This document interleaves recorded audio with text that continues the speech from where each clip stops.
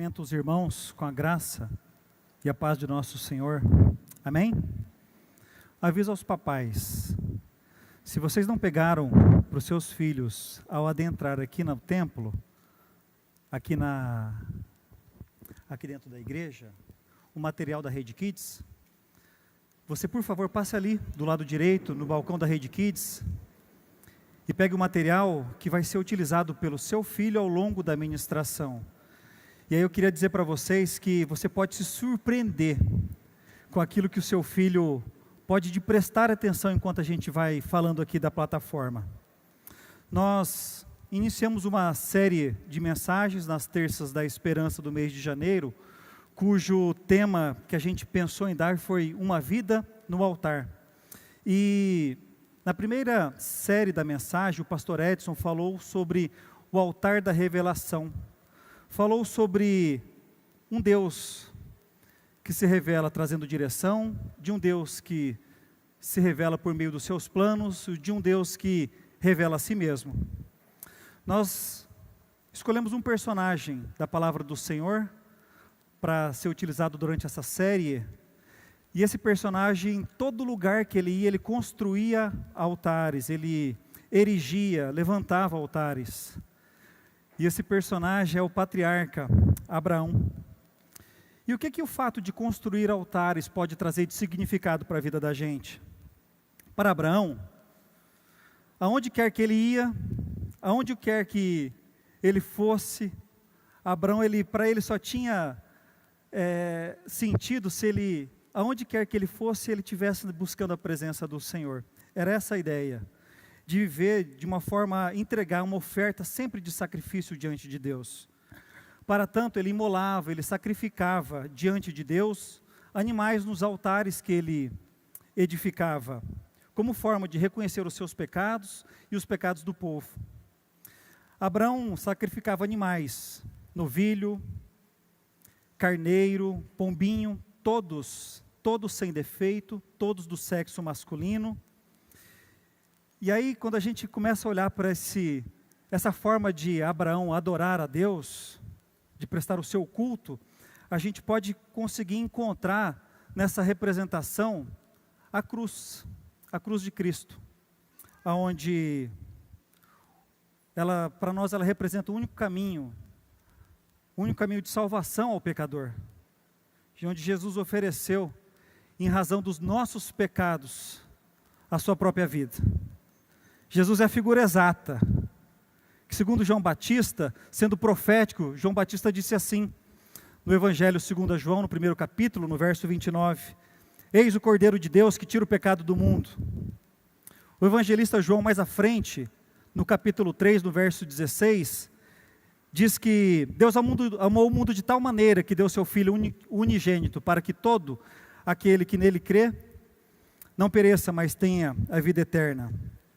Dentro dessa ideia de altar, dentro dessa mensagem que a gente pretende abordar, a gente vai falar hoje sobre o altar da comunhão. Eu convido vocês a abrirem as suas Bíblias, seus smartphones, se você ainda preferir acompanhar na projeção, para a gente ler no primeiro livro da Bíblia, em Gênesis, no capítulo 12, Gênesis 12, capítulo, verso 8 ao 10, e diz assim a palavra do Senhor. Passando dali para o monte ao oriente de Betel, armou sua tenda, ficando Betel ao ocidente e Ai ao oriente. Ali edificou um altar ao Senhor e invocou o nome do Senhor. Depois seguiu Abraão dali, indo sempre para o Neguebe. Havia fome naquela terra, desceu, pois, Abraão ao Egito, para aí ficar, porquanto era grande a fome na terra. Pai, obrigado pela palavra do Senhor. Obrigado, Deus, por aquilo que o Senhor já trouxe ao coração do teu servo. E eu rogo, Deus, que de uma forma muito humilde, o Senhor mais uma vez possa usar minha vida a fim de proclamá-la. Leva, Deus, todo o pensamento cativo nessa hora, que nós possamos mais uma vez ouvir da parte do Senhor aquilo que o Senhor quer para as nossas vidas. Em nome de Jesus. Amém. Os personagens que são mencionados nesse texto, a gente viu falando sobre Abrão, e tem também a esposa dele, Sarai. Mas ele só tem os nomes mudados no capítulo 17 desse livro que nós lemos de Gênesis. Os nomes são mudados para uma forma que a gente mais comumente conhece, para Abraão e Sara. O texto que a gente acabou de ler, ele retrata a jornada de Abraão, que saiu de Betel, e Betel no grego, a pronúncia é assim, Bet-El, que significa Egito, acompanhado de Sara, a sua esposa, e o texto fala que Sara era muito formosa de aparência, Sara era muito bela. O que Abraão fez? Falou, olha, temendo pela sua vida, Abraão falou, eu vou passar uma história nos egípcios, eu vou contar para eles que na verdade ela não é a minha esposa, vou falar para eles que ela é minha irmã, quem sabe eu possa ser poupado, porque dificilmente eles vão querer matar o irmão. De repente o pretenso marido, alguém que queira muito ela por conta da sua formosura, não mataria o cunhado, mas talvez o atual marido sim. E foi isso que aconteceu. De fato, Sara devia ser uma mulher muito bonita, muito formosa. Faraó a toma por mulher.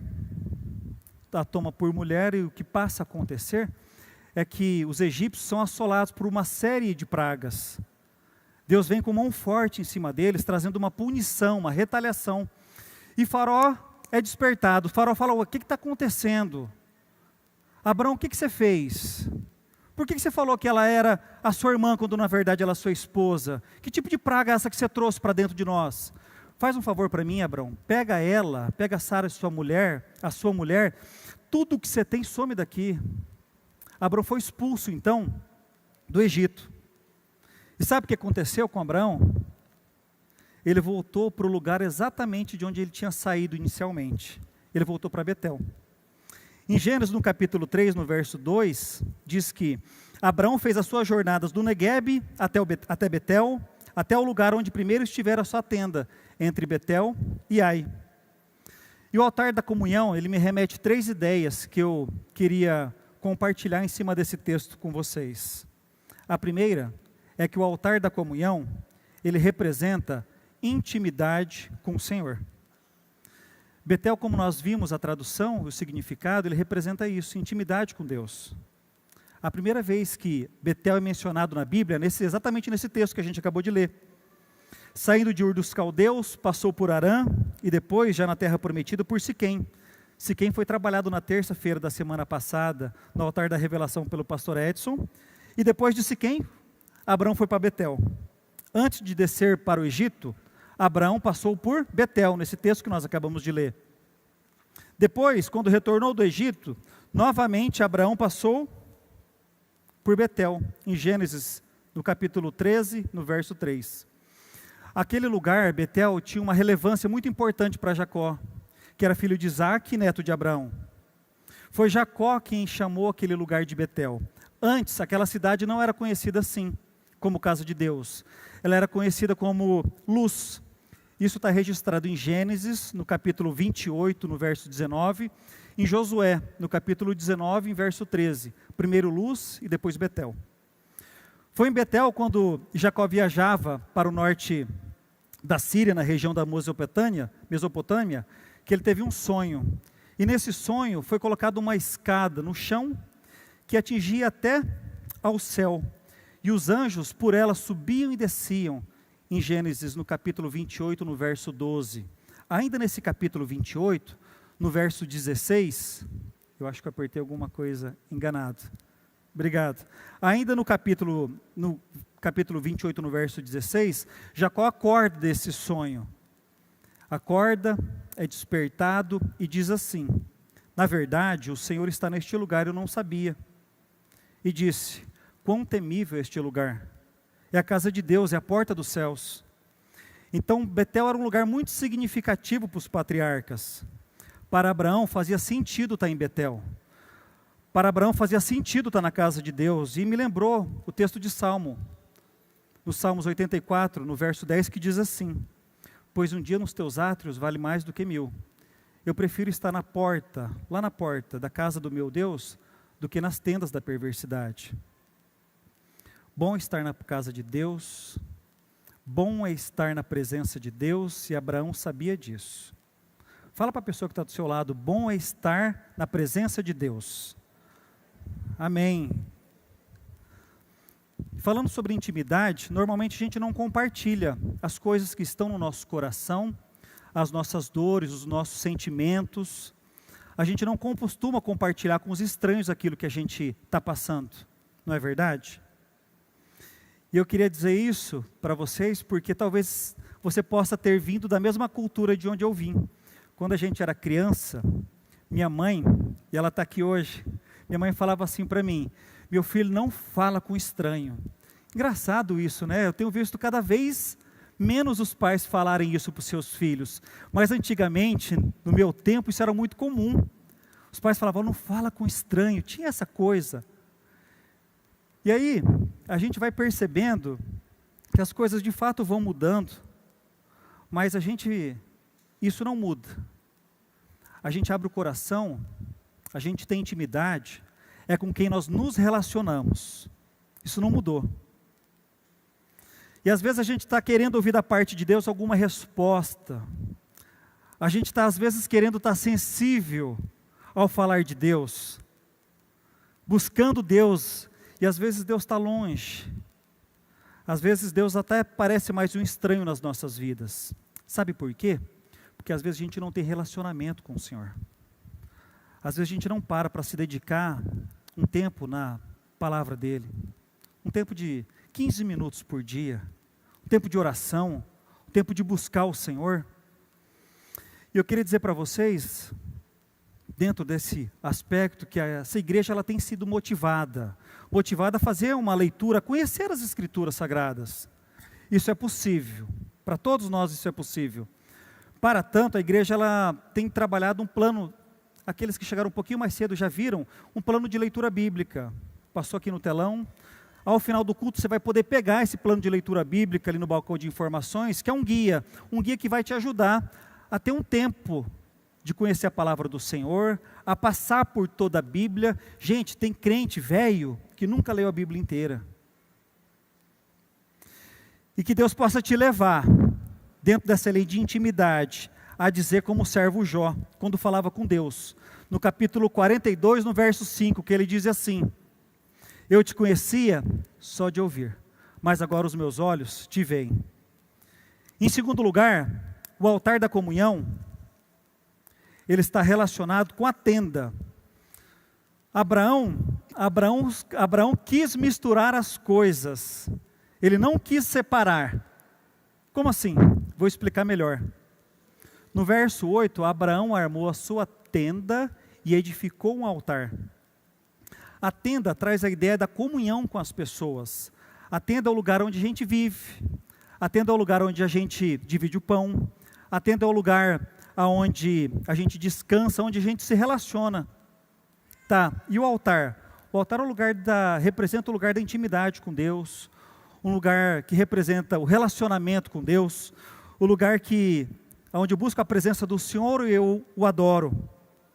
E eu queria que você prestasse atenção que Abraão não segmentou, Abraão não separou, ele misturou. Ele podia ter feito muito bem, ter primeiro armado a sua tenda e só depois, quando sobrasse tempo, ele edificasse um altar. Até porque primeiro eu vou cuidar das coisas que me importam, o meu conforto, a minha tenda, meu lugar de descanso. Depois, até de repente quando sobrar tempo, eu procuro sim edificar um altar para o Senhor. Mas Abraão sabia que essas duas coisas elas não podiam andar separadas.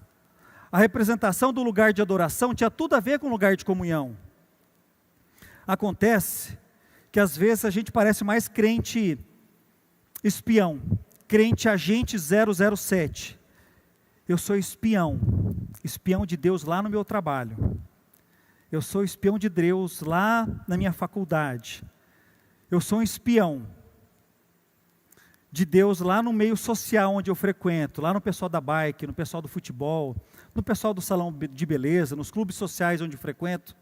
Só que nesse eu ser espião, eu não falo de Jesus para ninguém. Sabe por quê? Porque às vezes a gente acha que no lugar de comunhão não cabe um tempo de presença de Deus, não cabe compartilhar essas duas coisas, assim como fez Abraão. E Ele nos ensinou que toda a nossa vida ela deve ser um culto a Deus. Seja no momento de celebração, como nós estamos fazendo um culto, seja no cotidiano, seja no nosso dia a dia. E eu queria dizer que o culto continua na nossa casa. Não é depois que você recebe a bênção apostólica que vai embora, o culto acaba. O culto continua na sua casa. O culto continua quando você sai dirigindo, no trânsito. Aí você vai abençoando as pessoas que te fecham, que não saem da pista da esquerda. O culto ele continua nos meios sociais onde você vive. O culto continua no seu trabalho, o culto continua lá na sua escola. Que a gente possa ter uma vida que, independente de onde a gente estiver, que a gente não fique escolhendo entre santo e profano. Aqui é momento de Deus, aqui não é momento de Deus. Que nós sejamos agentes do Senhor em tempo integral. E principalmente, por favor, preste atenção, principalmente, que nas nossas tendas, nas nossas casas, na nossa vida cotidiana, tem um espaço para Deus. Em último lugar, o altar da comunhão ele pode ser trocado pelo mundo. Abraão, o texto fala que em razão da fome, de uma dificuldade, ele saiu de Betel e foi para o Egito. Olhando esse texto, a gente não consegue encontrar Abraão buscando uma direção de Deus. Olhando para o texto, a gente não consegue encontrar Abraão procurando, Senhor, para onde que eu devo ir? Senhor, eu vou começar um jejum, vou ter um tempo de oração, fala comigo. Deus, eu quero andar conforme o Senhor quer que eu ande. A gente não vê o texto registrando assim. O texto nos traz uma ideia que ele de forma deliberada, que Abraão deu na telha, por conta da dificuldade que ele passou, por conta própria, ele saiu de Betel e foi para o Egito. E aqui, essas figuras, elas nos registram, nos trazem uma ideia muito legal, de sair da presença de Deus e ir para o Egito, ir para o mundo. Por vezes, as dificuldades do dia a dia, elas também nos empurram assim. Quem que nunca passou dificuldade? Quem que nunca enfrentou um perrengue? As coisas faltam, as pessoas faltam, a saúde falta, o trabalho falta, a paciência falta, a cumplicidade em casa, o diálogo falta. Falta tanta coisa. E às vezes essas dificuldades, elas vão nos forçando a sair da presença do Senhor. Às vezes essas dificuldades vão nos forçando a nos afastar de Deus. Vamos lembrar, diante das dificuldades, Abraão até mentiu. Ele saiu em razão da fome, da dificuldade que ele passava, ele foi para o Egito, e chegou lá, até mentir ele mentiu. Permitiu que a sua esposa fosse tomada por Faraó como esposa, faltou com a verdade, e me levou a pensar que às vezes diante da dificuldade, quando as coisas apertam, a gente começa no nosso jeitinho a buscar solução para tudo. Diante das dificuldades, diante das encruzilhadas que às vezes a vida, as situações vão nos colocando, a gente começa a pegar Deus, que deveria ser o nosso primeiro recurso, a gente começa a pegar o Senhor que deveria ser consultado em primeiro lugar, a nossa resposta, e a gente começa a engavetar, aí começa a fazer do nosso jeito, a gente começa a falar aquilo que a gente não falava mais, a gente começa a pensar algumas coisas que a gente já tinha parado de pensar há bastante tempo. Diante das dificuldades, a gente começa até voltar a cogitar pecar. Porque talvez se eu pecar, eu posso sair, utilizando de um pecadinho que não faz mal a ninguém, talvez eu consiga sair dessa dificuldade pela qual eu esteja passando. Ainda que eu possa estar andando em desobediência com o Senhor. Até porque Deus conhece o meu coração. Então eu vou fazer só um pecadinho. Porque o que eu estou passando é muito maior do que isso, as dificuldades que eu tenho enfrentado. E às vezes a gente vai caminhando assim, se distanciando cada vez mais do Senhor, diante das dificuldades que a gente passa. Mas deixa eu te falar uma coisa, o Deus que te trouxe vida nova, o Deus que te mudou a sua história, da sua família, o Deus que tem promessa para você, que trouxe você até aqui à casa dele, a casa do Senhor, a casa de Deus, diz para você que está passando por dificuldade nessa noite, tem uma palavra para você. que ainda que eu passe pelo vale da sombra da morte, eu não vou temer, porque eu sei que eu não estou sozinho. Deus está comigo. Se agarra nisso. Porque às vezes as dificuldades vão chegando, a gente começa a se afastar do Senhor. A primeira coisa que a gente deixa de fazer é ter um tempo de devocional, um tempo de leitura da palavra, um tempo de oração. E se você não tem feito essas coisas, buscado intimidade, que seja hoje um tempo de despertamento. Deus tem também uma palavra para você, que Ele é poderoso para fazer da sua vida infinitamente mais, daquilo que você pode pedir ou pensar. Eu queria falar para você, não mude o curso sozinho. Abraão mudou o curso, as coisas apertaram, ele saiu de Betel e foi para o Egito. Não mude o seu curso sozinho. Não deixe que as dificuldades te levem para o Egito. Não saia da presença de Deus, sob pena de você ter que voltar para Betel. Sob pena de você ter que fazer igual a Abraão. Sai de um caminho e vai ter que voltar daqui a pouco. Eu queria concluir dizendo para vocês que a gente precisa de fato aprender com Abraão. Que ele poderia ter priorizado tantas coisas, mas a história dele nos remete, nos ensina, que ele buscou priorizar foi intimidade com o Senhor. Aprender com Abraão que sempre fez com que na sua casa tivesse espaço para Deus. Às vezes na nossa casa tem tanto lugar que a gente faz, né? É espaço para receber as pessoas, é não sei o que gourmet, é não sei o que. Legal, que bênção. Tem tido espaço para o Senhor lá na sua casa? Abraão não tinha essa história de momento com Deus e momento sem Deus. Todo o tempo era momento com o Senhor. E que mesmo diante das dificuldades, das seduções desse mundo, não troque uma vida no altar pelo Egito. Não troque uma vida no altar pelo mundo. Mas não olha só para Abraão. Olha também para Jesus. Olha para Jesus que nunca deixou de ter um tempo de intimidade com o Pai. Olha para Jesus que misturou as coisas. Olha para Jesus que fez uma coisa só. Tenda e altar, para Jesus foi uma coisa só. E olha para Jesus que não se dobrou às seduções, não se dobrou ao pecado e se manteve firme na presença do Pai. Eu gostaria de te convidar a se colocar em pé.